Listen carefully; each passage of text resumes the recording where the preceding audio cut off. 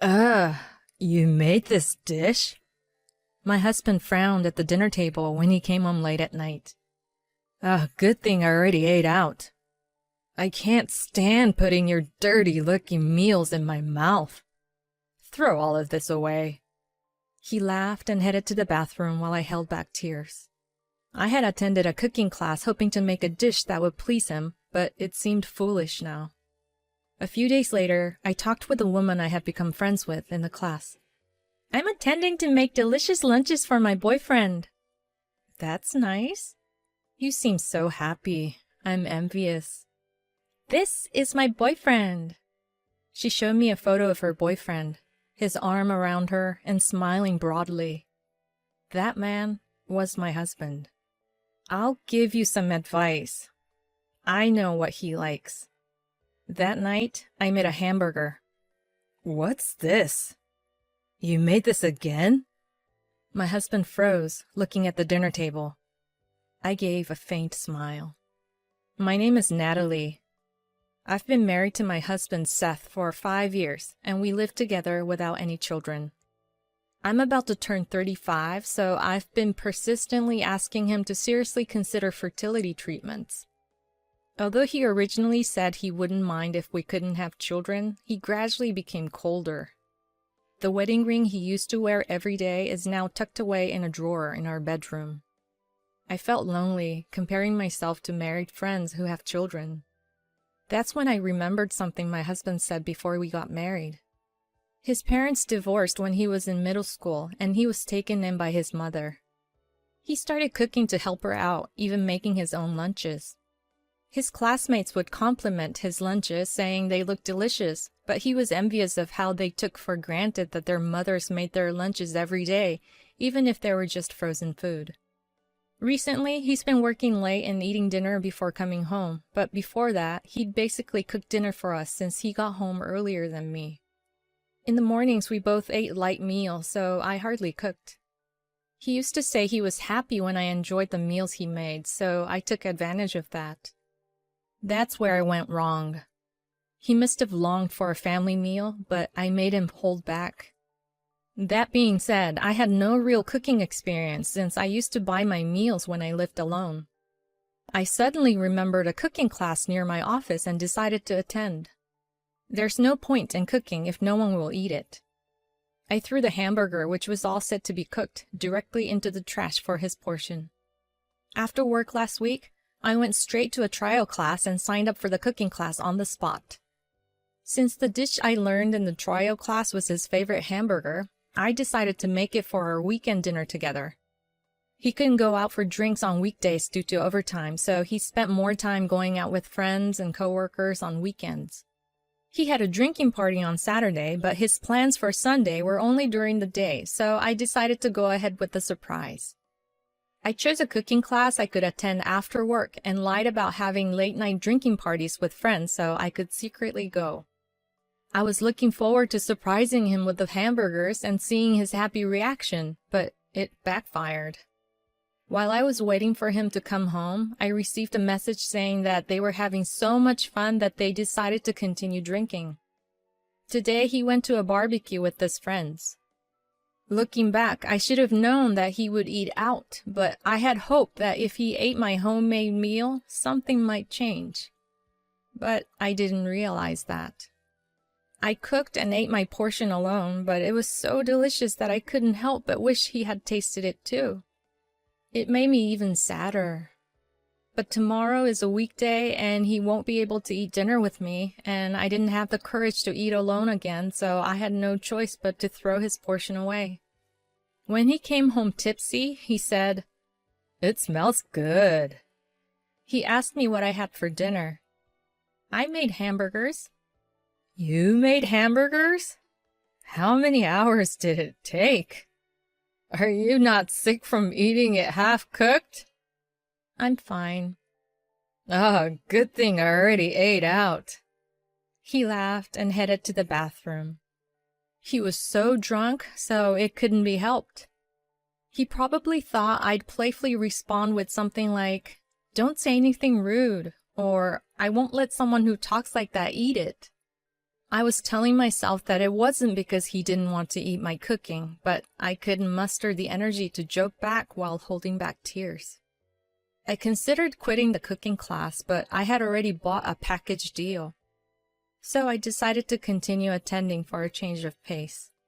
More than 3 months have passed since then, but I haven't been able to have him eat the food I made, nor have I been able to tell him that I'm attending a cooking class, partly because of the fear that he might reject it. As usual, he's hardly ever at home, so I'm just as lonely.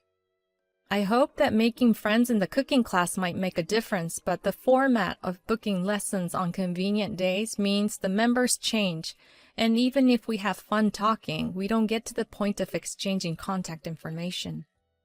But after attending several times, I became friends with a girl named Angela, who is nearly 10 years younger than me. She's a very nice girl who is cheerful, friendly, and listens intently to what others have to say. The first time that we met, she seemed so clumsy that even the teacher struggled to teach her, and I ended up helping her while cooking my own dish. I inadvertently blurted out that it was okay if she couldn't cook and that she didn't have to push herself to learn. But she said, "I really want to be able to make a sandwich." Her boyfriend loves cooking and often cooks for her. He once said that his dream was to have a picnic in the park and eat a sandwich made by his girlfriend, so she thought she had to make that dream come true. I wonder if many people who love cooking, like Seth, are particular about sandwiches. She had also told me that her previous boyfriends were all terrible men, cheating on her or disappearing after borrowing money, and she had been through a lot. She said, "I want to make an effort to be happy this time." I regretted prying too much, but she invited me to attend the class together as friends, and we became friends. But there was one problem. The cooking class we went to allowed us to go to any branch, and there were several in the city, so we could go to one near our workplaces on work days and one near our homes on days off. That day, she couldn't find a lesson that fit her schedule at her regular branch and had joined the lesson at my branch. She said she would adjust her schedule to attend the branch I was going to, but her regular branch was near Seth's workplace. I hadn't told Seth that I was attending a cooking class yet, so I was worried, but I decided to go to the branch near his workplace with her.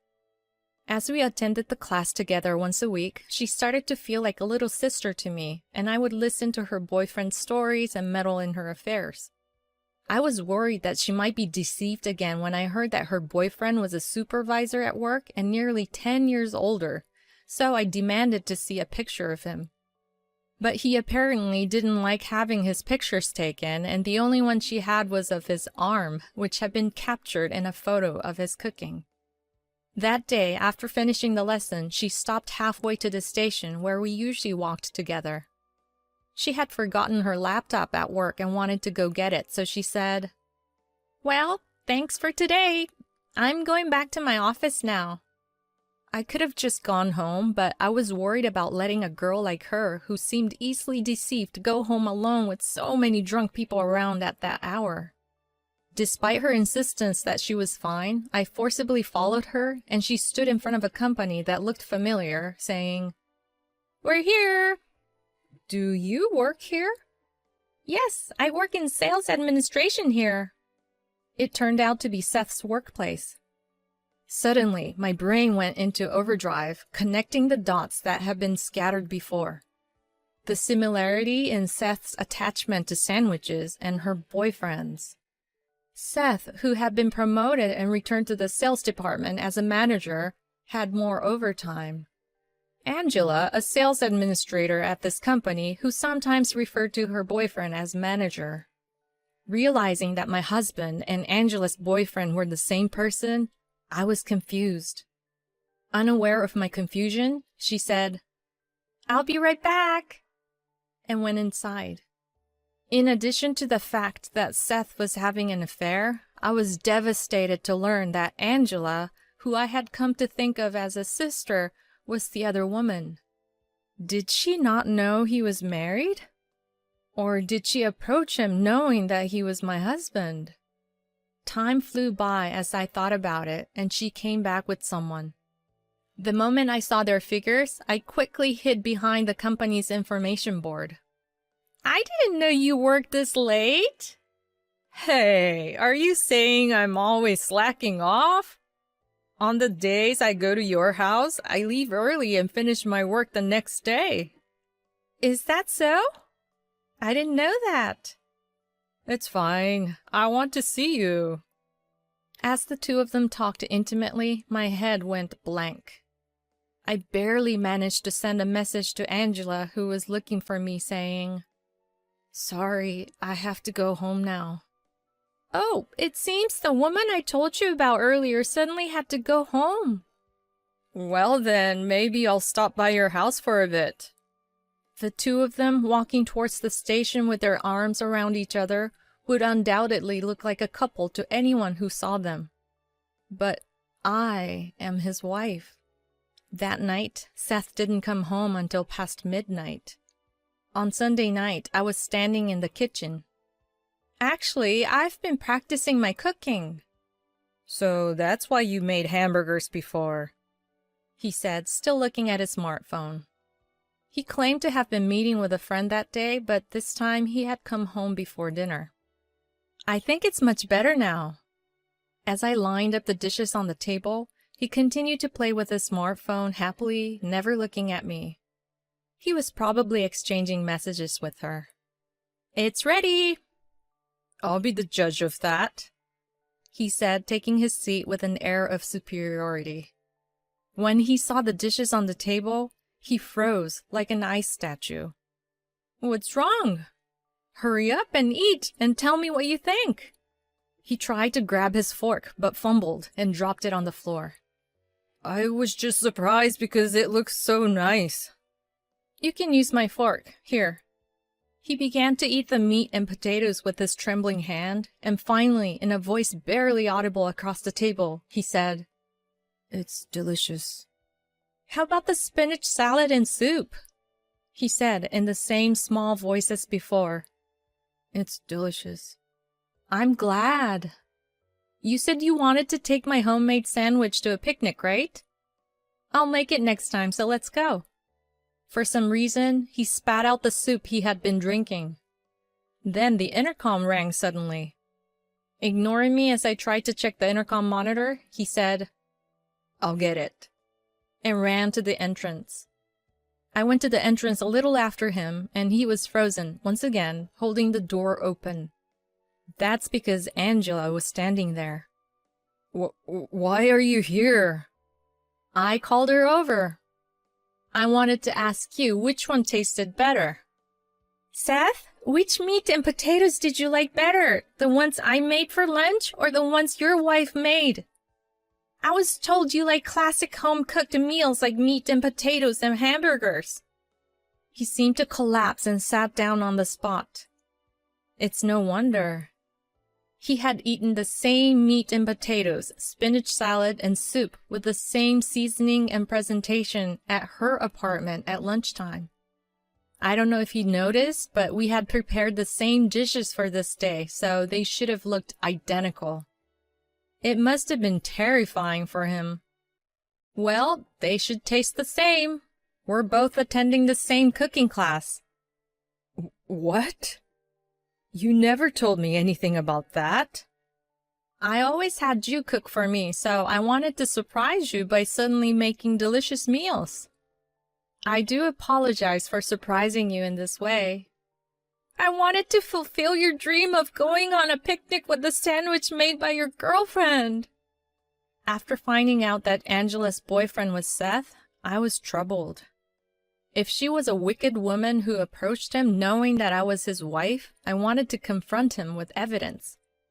But when I thought about it calmly, she was clearly the one who was deceived.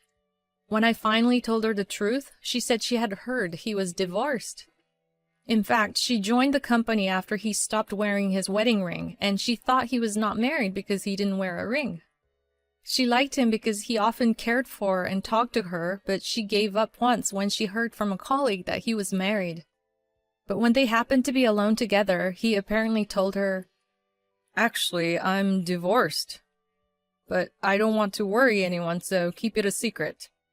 See, I'm not wearing my ring. When she asked why he only told her, he said, "Because I like you." To make matters worse, he told her to hide their relationship from everyone else, as it might cause problems at work if they were found out. Anyway, you must have noticed that she had feelings for you and thought you could deceive her, right? I was stupid too. Forget picnic. We never even dated anywhere other than my room. Come on, say something. Looking flustered, he started to apologize profusely. I'm sorry. It's just that you were always talking about having children and I was stressed out. Then a cute girl joined the company and I got carried away. See, she said we've only met in her room, right? I wasn't serious about her. He yelled at a tearful Angela. You better get out of here right now. What do you think you're doing? My low voice made him shudder. When we get divorced, I'll continue to live here. I'm glad it's in my name. This apartment is one that I've been renting since before we got married. Before we got married, he was living with his parents and moved in here, and that's when we started living together. We continued living here because we didn't want to move when his job required a transfer. You'll have no place to go home to even if you want to. Will you apologize to your mother and go back to her house? But I wonder if she'll forgive you. His mother had divorced his father due to an affair, and she had been harassed quite a bit by his mistress. Every time we visited her during Christmas and other occasions, she told him, "If you ever have an affair, I'll disown you." I'm going to get the divorce papers with her now, so take some time to think about what you'll do next. I wonder if someone like you can get a decent house to rent, though. You might have to live in a run-down house. He had lived alone for a while, but after failing in an investment, he took on debt to try and recover that money by investing in something else, which also failed. Finally, he even fell behind on his rent. His mother had to beg to relatives and collect money to repay the debt. Wait, please don't go. But you're the one who told her to leave. I left the apartment hand in hand with Angela. Thank you. Thanks for leaving the house with me even though I'm the other woman and you must hate me. Seeing her cry again after saying that, my heart ached. As she said, I already had the divorce papers and didn't need to go get them. It's fine. Thanks to you, I got to see his terrified face and it was refreshing. The real reason I came out with her wasn't that I was worried about her. The meat and potatoes on the table were still there, so I left him alone in the room to make him feel despair once more. He soon lost his job as well. Not knowing what he might do to Angela, I called the company and explained everything, making sure they knew she was just a victim. He was also transferred to a remote rural location, which seemed unnatural, and the rumors quickly spread throughout the company. Unable to endure the personnel changes that seemed like demotions, he resigned voluntarily. Angela also tried to resign out of guilt, but her coworkers liked her, so they convinced her to stay.